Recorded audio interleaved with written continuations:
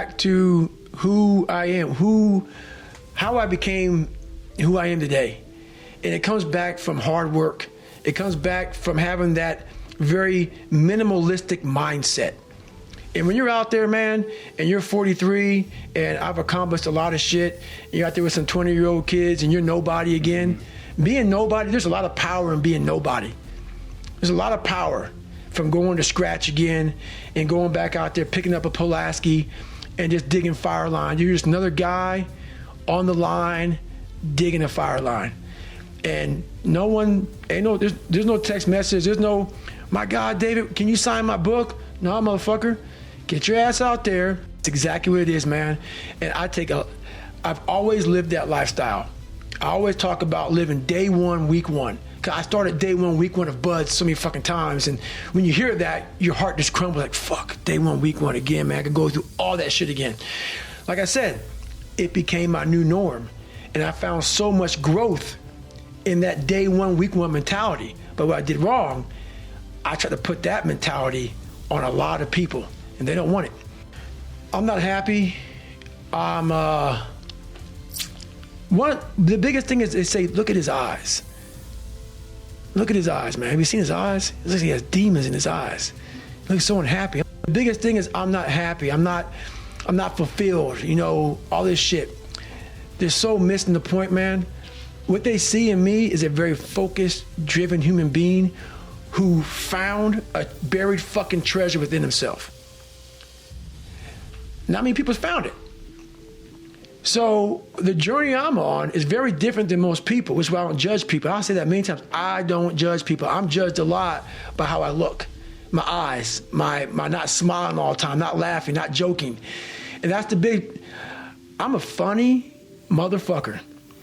Big time. But guess what? Right now, it's easy to be happy. It's easy to smile. Those are the good times. The good times. Those times don't need to be trained. I had to train myself for good times. Those times, for most people, don't need to be trained. What I'm trying to give you all is the misery of sometimes we go through in life. Those are the times we don't want to fucking talk about. We want to skip forward to peace. Let's just fucking fuck all this. Let's skip all this pain and suffering and misery of real life. Let's cover it over, nice big blanket, and let's find peace. No. Sorry. It's not possible. Gotta go into that fucking hellhole of life that you have that fucked you up and fix it. And that's what I'm here to do. Go to war with yourself before you find peace. So I'm trying to give you tools on how to do that.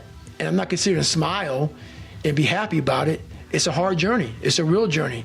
It's a journey that's gonna take you way outside of being comfortable. You'll be very, very uncomfortable. 100%, man. For me to start this journey I had to go back to where it started from. And I came from that man. That man is a part of me. I had to accept that. I had to accept that a lot of my insecurities, I had to study him. And I had to realize, I had to find peace with all that. I had to realize that what he did, it wasn't like he hated me. He hated himself. And so once you start to grow up, and like I say, take the different vantage point, I had to forgive that man. Even though I didn't say sorry, he never said sorry. We had our last conversation at 22 years old because he saw me become a man that he was very proud of, and he didn't have much to do with it. He was a lot of the fuel, man.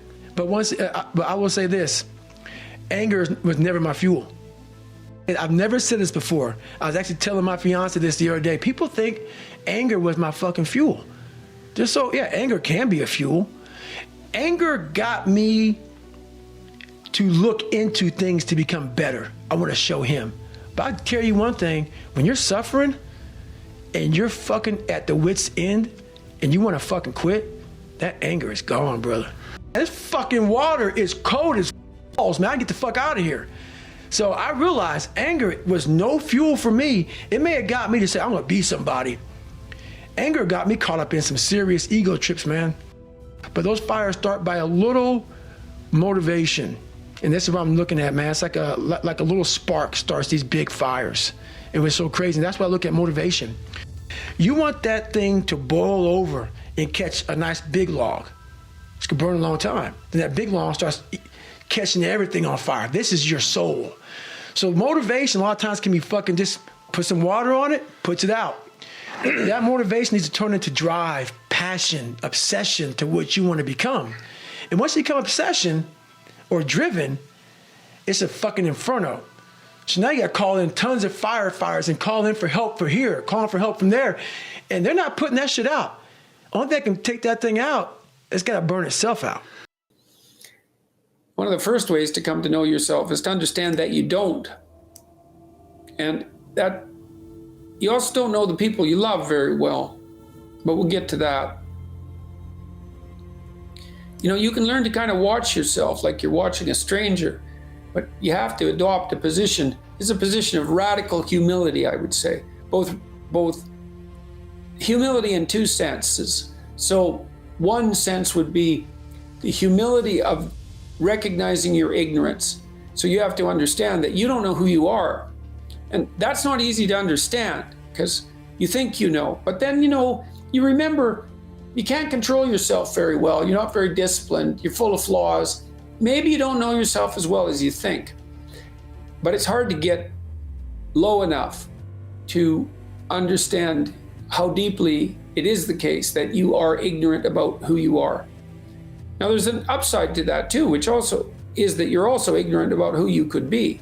And so the discovery of that, is some reward for the horror of determining who you actually are. And then I would say, well, then you watch yourself. And you attend to your conscience and you watch yourself like you're watching a stranger. You watch what you say and you listen. And you think, well, what sort of person would say that? And how am I reacting emotionally when I'm communicating in that manner? Is that making me feel stronger or weaker? Is it filling me with shame? Is it helping my confidence? Am I laying out a lie? Am I deceiving myself and other people? Am I adopting this personality at parties that is designed to impress and to amuse, and it comes across as nothing but like self-centered narcissism? What are my dark fantasies? What are my aggressive fantasies? What is it that I'm willing to do? What am I interested in so that I'll spontaneously pursue it? What do I procrastinate about and why? What am I unwilling to do? What do I think is good? What do I congratulate myself for accomplishing? And what do I berate myself for failing to confront and to implement? Those are all incredibly complicated questions, and you don't know the answers to them. So that's a start.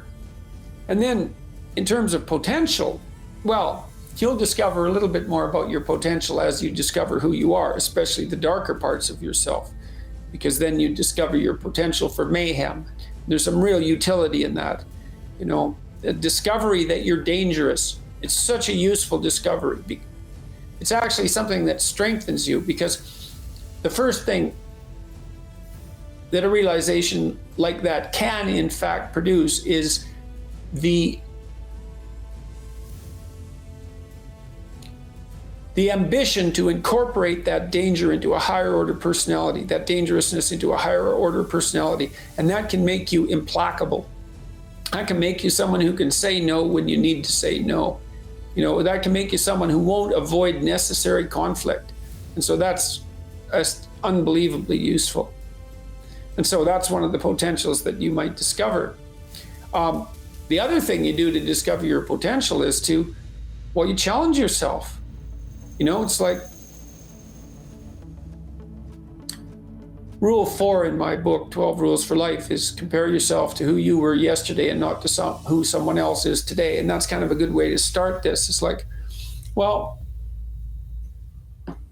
take a bit of a look at yourself and think about what's not so good that you could improve, that you should improve by your own standards, and that you would improve, and set yourself a little goal. And then you challenge yourself. It's like, well, could I do this? That would be better. Then you find out, and then you think, well, is there something slightly larger and more challenging that I could do that would be better? And you try it and you find out. And as you try it and you find out, generally you get better at it and you can take on larger and larger challenges.